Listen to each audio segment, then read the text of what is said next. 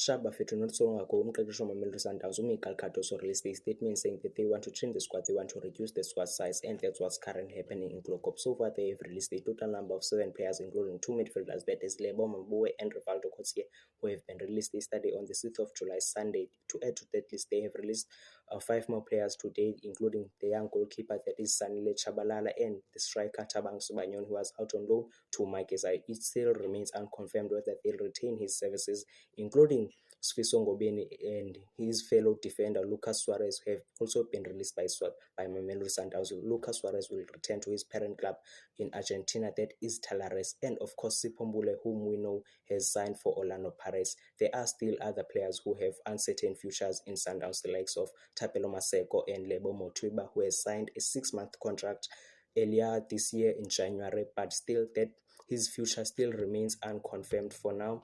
Okwangoku nama ndibonge ndithi dango ndiyabulela.